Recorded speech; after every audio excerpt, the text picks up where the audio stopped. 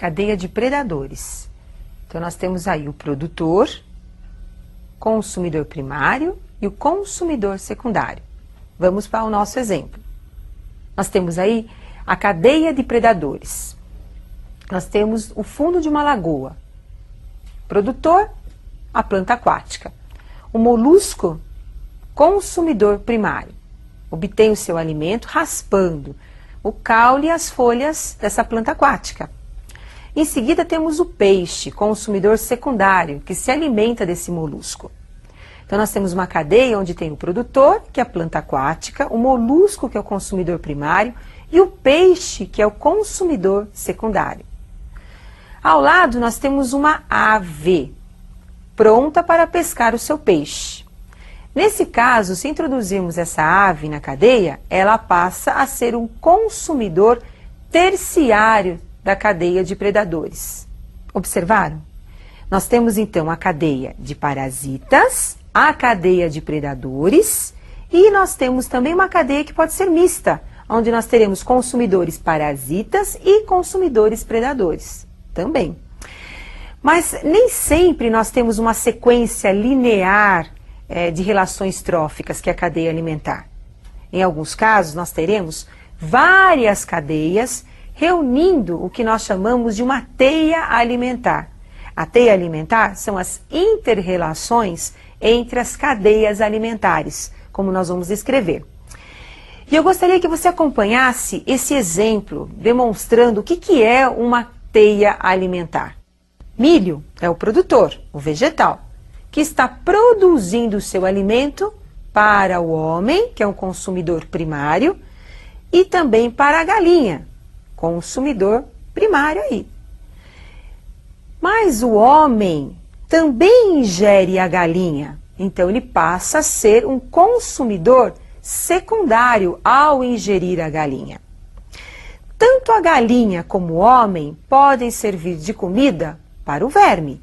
O verme, quando se alimenta da galinha, quando ele é encontrado no intestino da galinha, ele é um consumidor secundário nessa cadeia. Quando o verme é encontrado no intestino do homem, ele pode ser um consumidor secundário ou terciário, na sequência. Por quê? Porque o homem é primário, então o verme é secundário. Quando o homem é secundário, o verme também é terciário. Agora observem, tanto o homem como a galinha, como o verme e assim o milho, são todos decompostos, passam pelo processo de decomposição pelas bactérias e fungos e são transformados em nutrientes. E esses nutrientes ficam no solo, onde serão reaproveitados pelo produtor, fechando aí o ciclo da matéria da cadeia alimentar. Então a matéria ela é transferida de um nível trófico para o outro. O que é o nível trófico? Produtor corresponde ao primeiro nível trófico da cadeia, consumidor primário ao segundo nível trófico, consumidor secundário ao terceiro nível trófico e assim sucessivamente. E agora eu gostaria que vocês lembrassem daquela pergunta inicial. Observem a pergunta. Qual o papel de cada ser vivo no meio ambiente? Então nós temos os produtores, são representados sempre pelo grupo dos vegetais. Os vegetais terrestres, desde um fruto, que é um produto do vegetal, assim também como as algas. As algas marinhas são os produtores do meio aquático. E as algas dulcícolas também, as algas de água doce. Bom, nós temos também os consumidores primários, que são considerados os herbívoros, são os animais herbívoros. São aqueles que se alimentam dos vegetais. Consumidores secundários são os carnívoros. São os animais que se alimentam dos consumidores primários. Consumidores terciários são os carnívoros também. São os animais que se alimentam dos secundários. Pelo final, nós teremos na cadeia os decompositores, que são representados pelas bactérias e pelos fungos. Como acabamos de observar, nós temos numa cadeia alimentar o produtor, o consumidor e o decompositor. Em muitos casos, nós temos o homem como sendo um herbívoro. se alimentando dos vegetais. Mas podemos ter também o homem como carnívoro, se alimentando de um outro animal, aquele bife delicioso.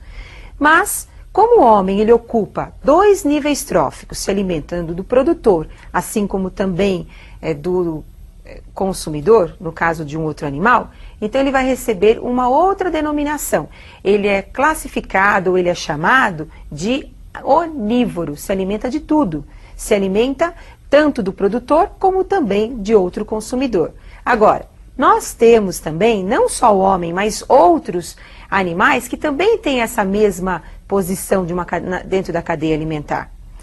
Assim como as minhocas são classificadas também como detritívoras, que são aqueles animais que se alimentam dos detritos de uma cadeia alimentar. Vão buscar esse detrito aonde? No solo, nos restos dos animais e dos vegetais em decomposição. E assim nós finalizamos essa nossa aula falando sobre o papel de cada ser vivo em uma cadeia alimentar. E eu aguardo você para a nossa próxima aula de biologia. Até lá!